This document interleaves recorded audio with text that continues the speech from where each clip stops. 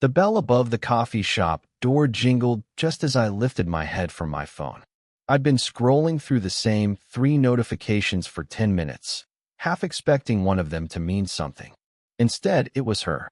She was behind the counter, hair pinned loosely at the nape of her neck, the corners of her mouth catching the overhead light just right. She smiled when she looked at me, though not like she had to, more like she remembered. I realized then that she always remembered my order. Black coffee, a little bitter, no sugar, the way I liked it, though I barely knew why. "Morning," she said. Her voice was calm, measured, like she hadn't noticed that I'd paused mid-step, watching her hands wrap a paper sleeve around a cup. Morning," I said, and my voice sounded too loud even to me. I stepped closer. "Thanks." She nodded. There was a brief pause, the kind that doesn't demand a reply. I found myself watching the way her fingers flexed around the cup, the faint crease of her wrist, and I felt a little ridiculous for noticing.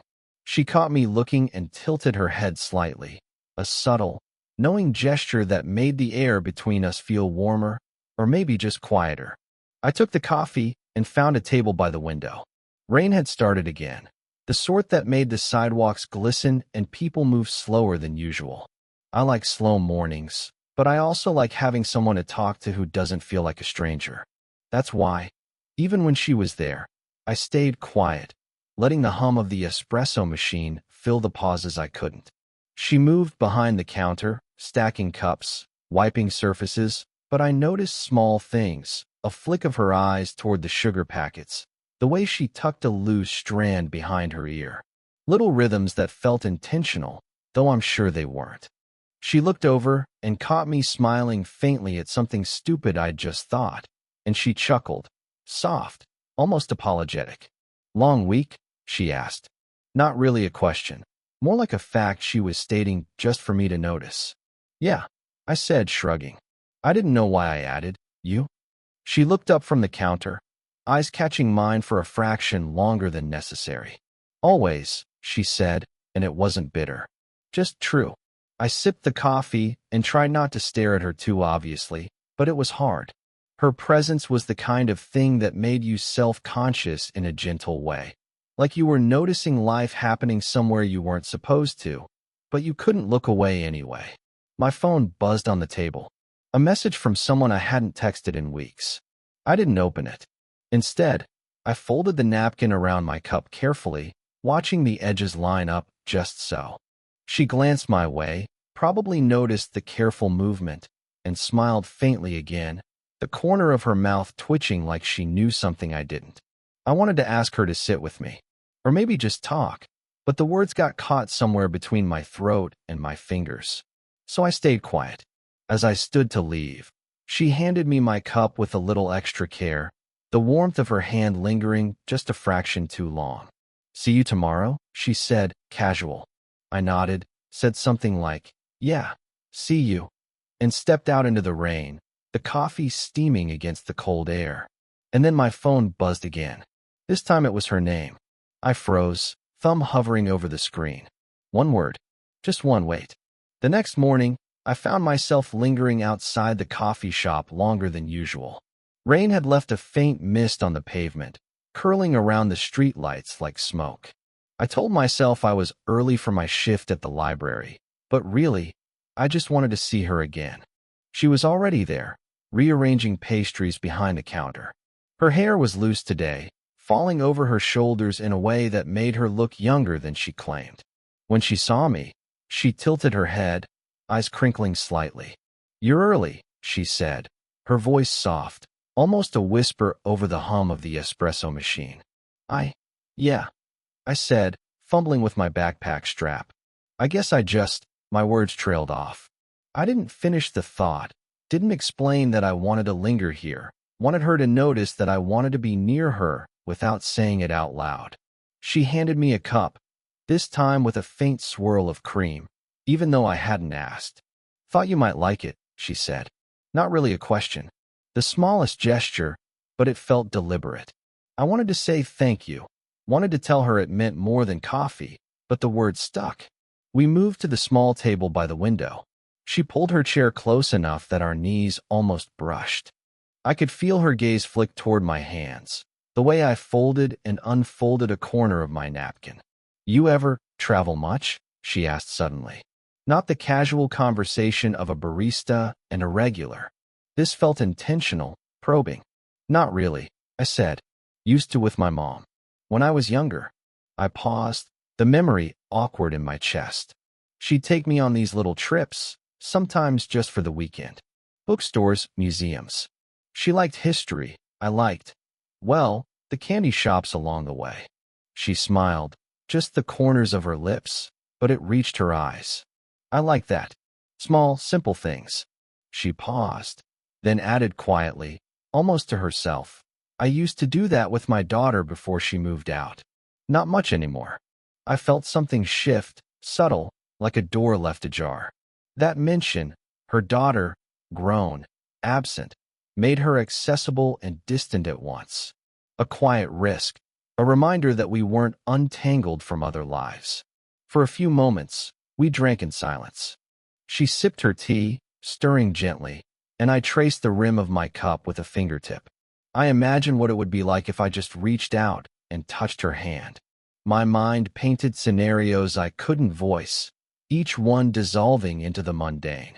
The soft clink of a spoon, the faint smell of coffee and pastry, the rain outside. "You know," she said finally, her voice low, "I like having someone to notice the little things. Makes it feel like someone actually sees you."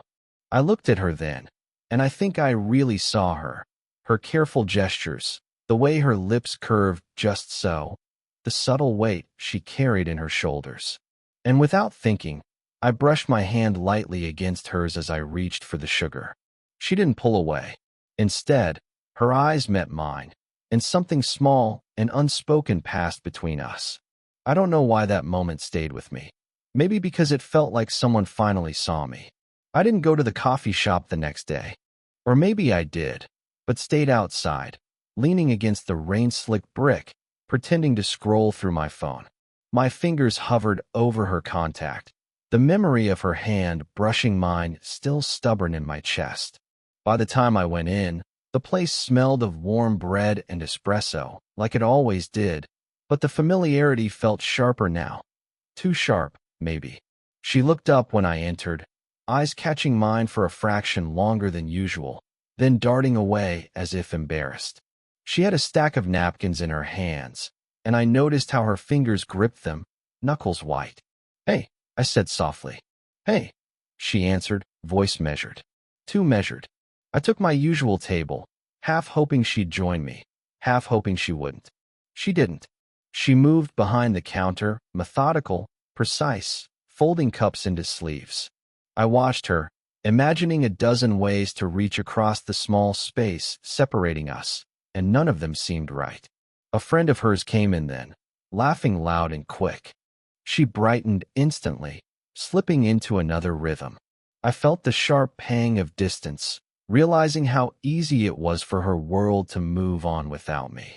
My hands curled around the coffee cup, noticing the warmth, the way it felt both comforting and irrelevant. "Didn't see you yesterday," she said when the friend left, voice quieter now, but still holding that hint of something. "Yeah," I said, avoiding her eyes. I got caught up. A lie, not even fully formed, but enough to fill the silence. She nodded, and for a moment, neither of us spoke. Just the soft scrape of her pen on an order pad, the occasional hiss of the espresso machine. I imagined leaning over the counter, telling her the truth, or maybe just letting my hand brush hers again, and froze. My chest thumped, not loud enough for anyone else to hear, but loud enough that I couldn't ignore it. She looked at me then, really looked, the way someone does when they want to say something but can't. I almost did something. My mouth opened. Words tumbled, half-formed. Then the door swung open. A delivery man. Boxes thudded onto the counter. Noise swallowed the moment. I exhaled, letting it out slowly. She smiled faintly at me, that small, knowing twitch, and returned to work. I stayed a while longer, pretending to read, but all I could think about was the moment we'd almost had. That brush of hands, that suspended breath. My mind replayed it in fragments. Her fingers grazing mine, her eyes soft, the almost tilt of her head. By the time I left, I realized I hadn't even touched my coffee. My hands felt empty. Outside, the sky had cleared, the rain washed away, but inside me, something sticky remained. Hope, hesitation, maybe regret. I walked past the shop again that evening, half expecting to see her at the window. She wasn't there, but the thought of her hand, her gaze, stayed with me, like a bookmark pressed between the pages of a story I didn't know I was living. And then I imagined it, just for a second, her lips so close to mine, almost touching, and I backed away without realizing I was holding my breath. I saw her outside the shop that evening, locking up. The street smelled faintly of wet asphalt, the sky bruised purple. I lingered at the corner, pretending to check my phone, but my fingers felt heavy, hesitant. She glanced up and caught me, just for a second, and her shoulders stiffened, something I hadn't seen before. "Hey," I said, walking toward her. My voice felt too loud in the soft evening. "Hey," she replied, slow, careful. Her hands twisted the strap of her bag, a subtle signal I understood. We started walking. Not anywhere in particular, just down the block. The city hummed around us, distant cars and streetlights flickering. I kept glancing at her, noticing how her hair fell differently under the dim light, how her fingers brushed against her coat sleeve, almost restless. "You talk to him often?" I asked suddenly. My voice was steadier than I felt. Her eyes flicked toward me, then away. "Who?" "The guy you mentioned yesterday, the one from work." I tried to keep it casual, but my chest tightened. "Oh," she said softly, almost dismissive. But I caught the subtle edge in her voice. My stomach twisted. I'd crossed some line I hadn't fully acknowledged, and maybe she knew it too. We slowed, stepping off the curb, the silence stretching. I imagined every scenario, her laughing with someone else, her hand resting on another shoulder. My mind raced with small, quiet fears that felt huge all at once. I don't know why I'm saying this," I admitted, my words stumbling out like stones in a stream. "But I keep noticing you. Every little thing. And I trailed off, because saying it aloud felt like stepping off a cliff. She didn't interrupt. She just watched me, eyes soft, distant, like she was letting me spill what I needed to, without judgment. That calmness almost hurt more than anger would have. "I know it's complicated," I continued, voice dropping, hesitant. "And maybe I shouldn't. I don't know. But I feel like if I don't say something, I stopped." My words dissolved into the cool night air. She shifted, hands brushing briefly against mine as we passed a bench. That slight contact, unplanned and fleeting, made the air between us heavier. I imagined leaning closer, wanted to, but something, reason, fear, timing, held me back. "You're reckless," she whispered, almost to herself, but I heard it. Not angry, concerned, and maybe a little like she was warning herself, too. We stopped at the corner. The streetlights cast long shadows. She looked at me, and I felt the weight of all the things unsaid, the age gap, her life, her daughter, my own hesitation. A confession hovered in the space between us, fragile, ready to fall. I wanted to ask her to stay. I wanted to close the distance, but the words wouldn't come. All I could manage was a soft question, unspoken, hanging in the air. "Are we doing the right thing?" She didn't answer. She only looked at me, eyes wide, hand brushing her bag strap again, and in that pause, the world felt unbearably close. The next morning, I went to the coffee shop as usual, but she wasn't there behind the counter. The bell above the door jingled faintly, the smell of warm bread lingering, but she was gone. The barista smiled politely, handed me my usual cup, and I realized I hadn't even asked where she was. I waited, half hoping, half expecting her to appear through the door. The door didn't open. The coffee steamed in my hands. I felt oddly hollow. My chest wasn't tight, just paused, like someone had hit a stop button I didn't know existed. By the afternoon, my phone buzzed. I hoped, expected, a message from her. Instead, it was nothing, just a notification from some app I'd long forgotten. I imagined the little swirl of cream she'd add, her hand brushing the cup. A pang, not sharp, just heavy. Later, she appeared in my mind in fragments. Her laughter, soft, brushing against the clatter of mugs. Her glance that lingered too long, the small pause before she spoke, like she had something she didn't want to say. And then I remembered something. A mention she had made months ago, a visit from her ex, a small comment about her daughter's father, just an aside. I hadn't thought much of it then. But now, the memory twisted. Maybe that's why she was gone. Maybe it wasn't about me at all. Maybe I was always just a pause in her life. I walked past the coffee shop in the evening. No light. No sign.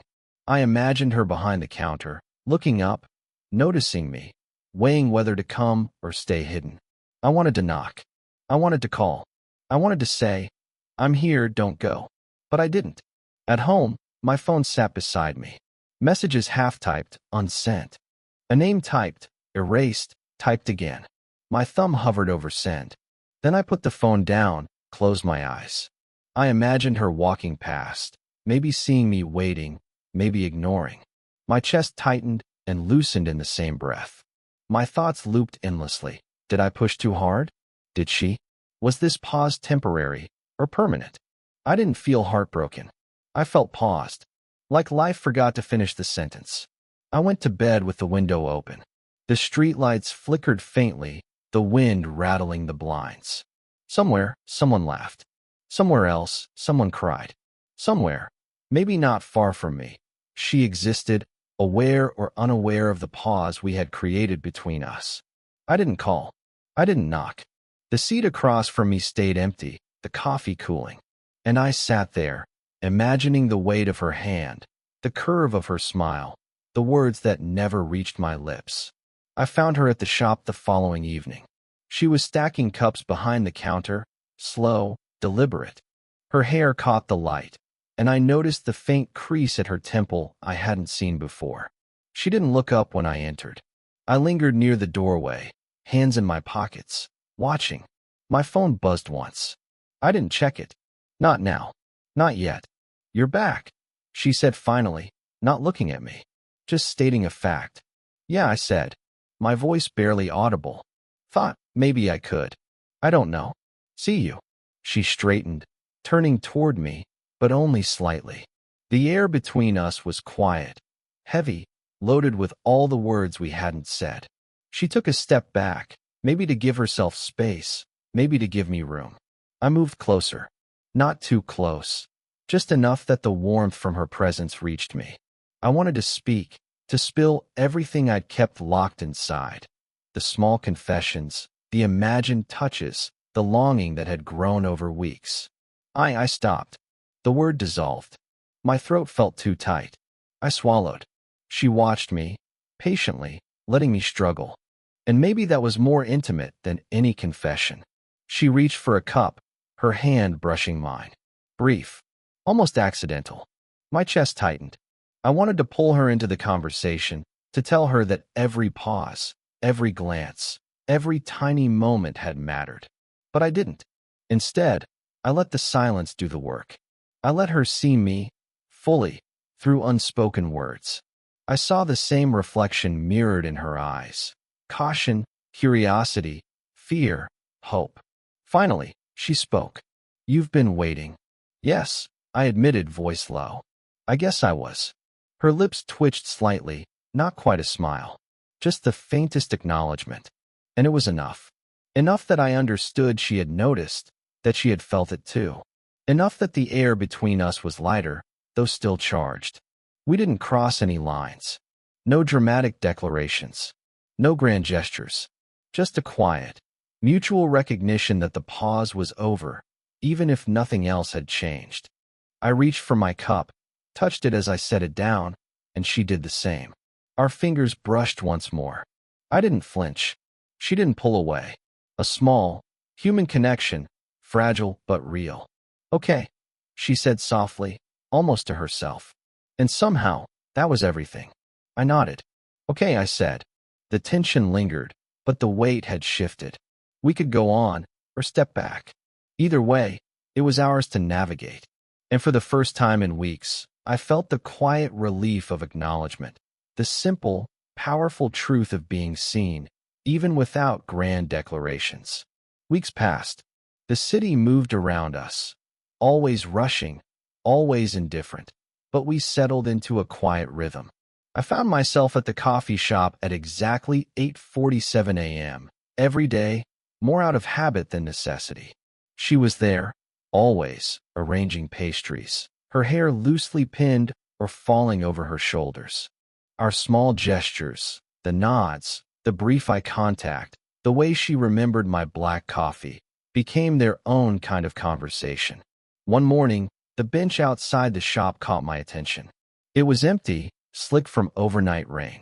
I sat, letting the chill seep through my coat, thinking about all the pauses, the near misses, the things unsaid. She appeared in the doorway, noticed me, and smiled faintly. I waved, and she walked over, hands tucked into her pockets, the steam from her cup curling in the morning air. We didn't speak much. We never needed to. The comfort was in the silence, in shared spaces, in the recognition that both of us had chosen to show up, not in grand gestures, but in presence. Sometimes she would hand me the cup herself. Sometimes I'd catch her glance across the street. Small, intimate patterns that grounded us. One day, as we walked back from the park, the sky low and gray, I noticed her hand brush mine. Not by accident, not deliberately, just lightly, naturally. I didn't pull away. She didn't either. It wasn't a declaration. It wasn't a climax. It was acknowledgement, a quiet, earned connection that had been building through months of subtle moments. I remembered the first time she had smiled at me over the counter, the swirl of cream in my coffee, the near confessions we never fully voiced, the empty bench, the missed texts. All of it had led here, to this steady warmth. It wasn't perfect. We both carried our histories, our routines, our scars. But somehow, the ordinary had become extraordinary just by being shared. We stopped at the corner, the same one from weeks ago, the streetlights flickering in familiar rhythm. She looked at me, and I looked at her, and for a second, I felt the weight of everything we had navigated, the unspoken understanding between us. Okay, I asked softly. She nodded, a faint smile tugging at the corner of her lips. Okay, and that was it. No grand declarations. Just the warmth of presence, the tiny moments stitched together into something lasting. The quiet assurance that we were here, together, navigating the small, complicated, human details of life. Later, alone with my thoughts, I smiled at the memory of her hand brushing mine on that wet bench, the way she always added just a little more cream to my coffee, the soft acknowledgement in her eyes. Only we would understand what that meant. Only we would know how far a small gesture could go. Did this story stay with you? What kind of quiet, real love stories do you want to hear next?